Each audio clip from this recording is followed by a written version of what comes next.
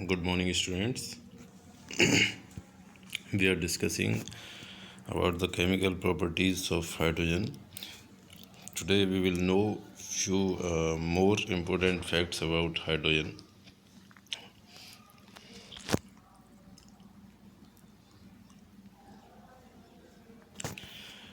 Actual में hydrogen जो molecule होता है वो उनमें थोड़ा डिफरेंस होता है। जैसे हाइड्रोजन का जो रोटेशन है ना, अगर वो सेम डायरेक्शन में तो हम उसको बोलते हैं ऑर्थो हाइड्रोजन, और अगर वो एक दूसरे के एंटी है तो उसे बोलते हैं पैरा हाइड्रोजन। यानी हाइड्रोजन हमारी टू टाइप्स की होती है, एक ऑर्थो और एक पैरा। दोनों में जो डिफरेंस है वो क्या, उनके स्पिन रोटेशन का डिफरेंस होता है। इससे उनकी जो फिजिकल प्रॉपर्टीज़ हैं उन पर इम्पैक्ट पड़ता है। जैसे कंडक्टिविटी है, थर्मल कंडक्टिविटी है ना। थर्मल कंडक्टिविटी क्या होती है, जैसे ये हमारा एक पॉइंट है ये बी पॉइंट। यहाँ अगर हम इसको हीट करें, क्या करें, हीट करें, तो कितने टाइम में जो ये पॉइंट है वो वहाँ तक हीट ट्रांसमिट हो जाएगी। ये हीट कंडक्टिविटी है या थर्मल कंडक्टिविटी। इलेक्ट्रिकल कंडक्टिविटी में करंट पास करते हैं, यहाँ पर हीट पास करते हैं। तो जो पैरा है वो 50% हायर रेट के साथ हीट को ट्रांसमिट कर सकती है। मेल्टिंग पॉइंट की बात करें तो पैरा हाइड्रोजन का मेल्टिंग पॉइंट लेस होता है, लेकिन इनकी जो केमिकल प्रॉपर्टीज़ हैं वो सारी सेम रहती हैं। इसके अलावा एटॉमिक हाइड्रोजन होता है। हमें पता है कि जो H2 मॉलिक्यूल है ना, वो काफ़ी स्टेबल है। अगर हम इसको एटॉमिक फॉर्म में लेकर के आएँ तो इसके लिए बहुत वेरी हाई टेम्परेचर चाहिए होता है, दैट इज़ 3270 केल्विन, या जो हीट है दैट इज़ 435.9 किलो जूल हमें रिक्वायर्ड होगी। जब इतनी एनर्जी देंगे तभी ये दोनों सेपरेट आउट होंगे और एटॉमिक फॉर्म में हमें हाइड्रोजन मिलेगा। तो इतने हाई टेम्परेचर को प्रोड्यूस करने के लिए हम क्या करते हैं, इलेक्ट्रिक आर्क का प्रोड्यूस करते हैं या अल्ट्रावायलेट रेडिएशन का इसमें यूज किया जाता है। ये रिएक्शन है H2 at temperature of 3270 Kelvin and it gives 2H, और दो हाइड्रोजन एटम यहाँ पर हमें मिलते हैं। इसमें जो एनर्जी रिक्वायर्ड है दैट इज़ 435.9 किलो जूल। ये काफ़ी रिएक्टिव होती है। मतलब जैसे ही आप हाइड्रोजन बनाएंगे, हाइड्रोजन के बनाते ही इमीडिएट ये क्या होगा, या तो किसी से रिएक्ट कर लेगी या इमीडिएट फिर हाइड्रोजन मॉलिक्यूल में कन्वर्जन इसका हो जाएगा। जैसे हाफ लाइफ पीरियड है इसका दैट इज़ 0.3 सेकेंड, यानी फ्रैक्शन ऑफ सेकेंड में ही ये दूसरे एटम्स में, दूसरे मॉलिक्यूल्स में कन्वर्ट हो जाएगी। और इसमें भी देखिए, जाहिर सी बात है, जब हम बनाने में एनर्जी दे रहे हैं तो जब वो कंबाइन होकर के मॉलिक्यूल बनेगा तो उसमें एनर्जी रिलीज़ होती है। तो हाई एनर्जी यहाँ पर रिलीज़ होती है। It immediately get converted into molecule liberating large amount of energy which is used for cutting and welding purpose. यहाँ पर देखिए एक पॉइंट समझिए, जब मॉलिक्यूल है उससे हम एटॉमिक हाइड्रोजन ले रहे हैं तो हमें क्या करना पड़ रहा है, एनर्जी देनी पड़ रही है।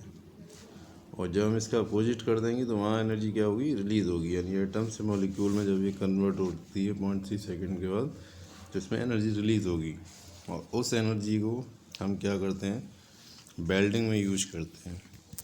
तो वेल्डिंग में यूज करने से क्या होगा कि जो हाई टेम्परेचर क्रिएट होगा है ना, उससे हमारी मेटल मोल्ट हो जाएंगी, और मोल्ट होने के बाद वो आपस में एक दूसरे से कनेक्ट हो जाएंगी।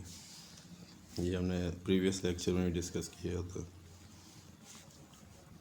इसके अलावा एक इसका फॉर्म है that is nascent hydrogen. Nascent का मतलब होता है जो अभी के अभी, इमीडिएट मतलब फॉर्म हो।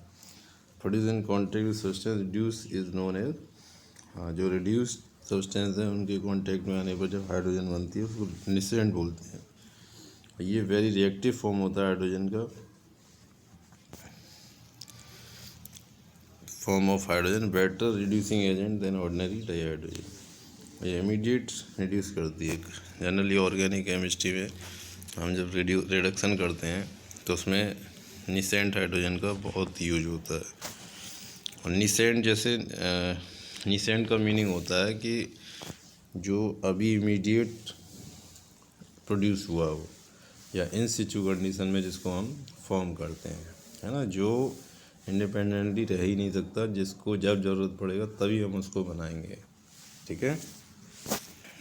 अच्छा, इसके अलावा हाइड्रोजन सभी एलिमेंट्स के साथ रिएक्ट करता है और हाइड्राइड बनाता है। ऑलमोस्ट ऑल एलिमेंट, केवल नोबल गैसेस के साथ ये नहीं बनाएगा। इसके बेसिस पे जो हाइड्राइड है वो 3 टाइप्स के हो सकते हैं। फर्स्ट वन आयनिक, सेकंड कोवलेंट या मॉलिक्यूलर भी बोला जाता है इनको, थर्ड मेटलिक और नॉन स्टोइसियोमेट्रिक। आयनिक हाइड्राइड्स की देखिए क्या प्रॉपर्टीज़ है। आयनिक हमारे जैसे पीरियडिक टेबल है ये, तो इसमें ये एस ब्लॉक है, ये पी ब्लॉक है और ये डी ब्लॉक है। तो जो आयनिक है वो वाले बनेंगे एस ब्लॉक के थ्रू, कोवलेंट पी ब्लॉक वाले बनाएंगे और मेटलिक डी ब्लॉक वाले। ठीक है, इसको आप माइंड में रखिए। 3 टाइप्स के हमारे हाइड्राइड हैं। जो फर्स्ट 2 ग्रुप है एस ब्लॉक वाले वो आयनिक बनाएंगे, पी ब्लॉक जो सबसे एक्सट्रीम राइट साइड में है वो कोवलेंट बनाएंगे, डी ब्लॉक वाले मेटलिक बनाएंगे। तो आयनिक हाइड्राइड है जो एस ब्लॉक के एलिमेंट इसको फॉर्म करते हैं। These are highly electropositive. देखिए कैसे होगा ये, जैसे सोडियम है, इसके साथ हाइड्रोजन रिएक्ट करके NH बना लिया, तो ये तो हाईली इलेक्ट्रोपॉजिटिव है, तो ये इसके रिस्पेक्ट में क्या हो जाएंगे, नेगेटिव हो जाएंगे। ठीक है। जनरली हाइड्रोजन क्या है, पॉजिटिव होता है हर जगह, लेकिन यहाँ पर जब हाइड्राइड है तो वो कैसा हो जाएगा, नेगेटिव हो जाएगा। कोवलेंट ये पी ब्लॉक के एलिमेंट्स के साथ बनाए जाते हैं। इनको हम 3 कैटेगरीज में डिवाइड कर सकते हैं। एक electron deficient, electroprecise and electron rich. Electron deficient का मीनिंग है कि ऐसे हाइड्राइड जो अपना ऑक्टेट कंप्लीट नहीं करते हैं, उनमें कुछ इलेक्ट्रॉन्स की कमी रहती है। ग्रुप 13 जैसे BH3 हो गया। अब ये कैसे हमारा इलेक्ट्रॉन डेफिशिएंट है, देखिए BH H। अब बोरॉन के पास 1 इलेक्ट्रॉन, 3 इलेक्ट्रॉन होते हैं। हाइड्रोजन के पास भी 1 1 1, तो टोटल कितने इलेक्ट्रॉन हुए, 2 4 6। चाहिए कितने, 8 इलेक्ट्रॉन, यानी 2 इलेक्ट्रॉन्स की इसमें क्या है, कमी है।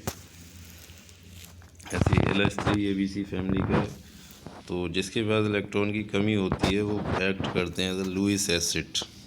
लुईस एसिड वो सब्सटेंस होते हैं जो लॉन पेयर ऑफ इलेक्ट्रॉन को एक्सेप्ट कर लेते हैं, इलेक्ट्रॉन एक्सेप्टर। ठीक है। इलेक्ट्रॉन डेफिशिएंट में आपको 2 इम्पोर्टेंट टर्म मिल गए। एक तो इलेक्ट्रॉन डेफिशिएंट का मीनिंग क्या है और वो कैसे काम करते हैं, दूसरा लुईस एसिड क्या होता है। तो to make up their deficiency they generally exist in polymeric form. हाँ देखिए, इसमें एक और टर्म आ गया, पॉलीमरिक फॉर्म। इलेक्ट्रॉन डेफिशिएंट में 3 इम्पोर्टेंट टर्म आ गए। तो electron deficiency means substance which can't complete their octet. Second, Lewis acid which can accept lone pair of electron. Polymeric means which can combine together more than 2 unit. तो B2H6 combine होकर के ये diborane बन गया। BH3 के 2 molecule अगर combine होंगे तो क्या बन जाएगा, B2H6। ऐसे ALH3 के 2 बनेंगे तो Al2H6। सेकंड कैटेगरी हमारी इलेक्ट्रॉन प्रिसाइज। इलेक्ट्रॉन प्रिसाइज का मीनिंग है कि जितने इलेक्ट्रॉन चाहिए उतने ही इसके पास अवेलेबल हैं। Which have sufficient number of electron required to forming covalent bond. is called electron precise hydride. For example hydride of group 14। देखिए कार्बन के पास 4 इलेक्ट्रॉन और 4 हाइड्रोजन के, तो टोटल कितने हो गए 8। वैसे यहाँ भी 8, यानी सभी का क्या है ऑक्टेट जस्ट कंप्लीट है ना, तो इनके पास इलेक्ट्रॉन मोर है ना ही लेस है। They have tetrahedral geometry. Methane की ज्योमेट्री आपको पता ही है, इसमें 109.28 का एंगल होता है। Now the third one, electron rich hydride. ये ऐसे हाइड्राइड है जैसे 8 इलेक्ट्रॉन चाहिए ऑक्टेट के लिए, तो ये अपना ऑक्टेट एक्सपेंड कर लेते हैं, यानी 8 से ज़्यादा भी इनके पास इलेक्ट्रॉन हो सकते हैं। ये लॉन पेयर ऑफ इलेक्ट्रॉन इनके पास जनरली रहता है। Hydride of group 15 to 17। देखिए जो 13 है वो बनाएंगे इलेक्ट्रॉन डेफिशिएंट, 14 वाले प्रिसाइज, उसके बाद 15, 16, 17 कौन से बनाएंगे इलेक्ट्रॉन रिच हाइड्राइड। ये एग्जांपल है। NH3 लॉन पेयर होता है। तो देखिए एक पॉइंट और यहाँ नोट करना है हमें, जो इलेक्ट्रॉन डेफिशिएंट हैं वो लुईस एसिड की तरह बिहेव करते हैं, और इलेक्ट्रॉन रिच हैं ये वाले, ये लुईस बेस की तरह काम करेंगे।